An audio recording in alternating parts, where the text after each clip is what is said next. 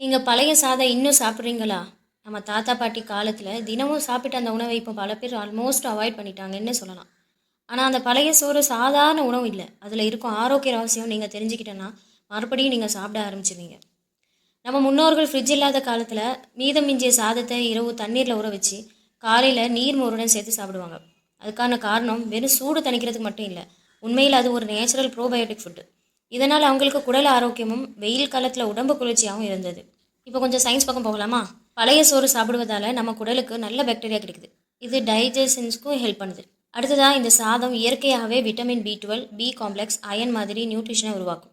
மூன்றாவதாக பாடிக்கு ஒரு கூலன் எஃபெக்ட் தருது. அதனால் ஹாட் சம்மரில் சாப்பிட்றது நம்ம உடம்பை டீஹைட்ரேஷன் இருந்து பாதுகாக்கும். சுருக்கமாக சொல்லணும்னா குடலுக்கான மெடிசினும் சம்மருக்கான எனர்ஜி ட்ரிங்க்கும் ஒரே உணவில் கிடைக்கிது. ஆனால் இப்போ பலருக்கு ஒரு கன்ஃபியூஷன், பழைய சாதம் சாப்பிட்டா கிருமி தொற்று ஏற்படும், அது வயிற்று கலக்கும்னு நினைக்கிறாங்க. இது பாதி உண்மைதான். சுத்தமில்லாமல் ஊற வச்சா பிரச்சனை வரும், ஆனால் சுத்தமான பாத்திரத்தில் வச்சா எந்த ஹெல்த் இஷ்யூஸும் வராது. அதுக்கு பதிலாக அது நல்ல பாக்டீரியாவையே உருவாக்கும். சரி, எப்படி சாப்பிடணும்னு பார்ப்போமா? இரவு மிஞ்சிய சாதத்தை ஒரு சுத்தமான பாத்திரத்தில் வச்சு தண்ணீர் ஊற்றி மூடிக்கணும். காலையில் ஃபில்டர் பண்ணி தயிர் அல்லது நீர்மோர் சேர்த்து சாப்பிடலாம். சைடிஷாக சின்ன வெங்காயம், பச்சை மிளகாய், உப்பு சேர்த்து சாப்பிடலாம்.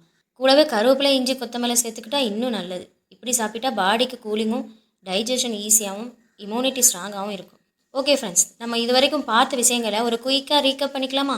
பழைய சாதம் சாப்பிடுவதனால டைஜஷன் இம்ப்ரூவ் ஆகுது, நேச்சுரல் ப்ரோபயோட்டிக் கிடைக்குது, விட்டமின் பி காம்ப்ளெக்ஸ் ஃபார்மேஷன் நடக்குது, சம்மர் ஹீட்டில் பாடி கூலாக இருக்குது, ரெகுலராக சாப்பிட்றவங்களுக்கு இம்யூனிட்டி எனர்ஜி நல்லா இருக்கும். அப்படின்னா நண்பர்களே, ஃப்ரிட்ஜில் கூல் ட்ரிங்க் வாங்கி வச்சு குடிக்கிறதுக்கு பதிலாக வீட்டில் இருக்கிற சாதத்தை பழைய சாதமாக மாற்றுங்க.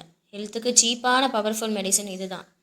இந்த மாதிரி பாரம்பரிய உணவு ரகசியம் வச்சு உங்களுக்கு இன்னும் தெரிஞ்சுக்கணும்னா நம்ம சேனலை சப்ஸ்கிரைப் பண்ணுங்கள், பெல் ஐக்கானை ப்ரெஸ் பண்ணி வச்சுக்கோங்க. அப்போ தான் நான் போடுற வீடியோ உங்களுக்கு நோட்டிஃபிகேஷனில் வரும்.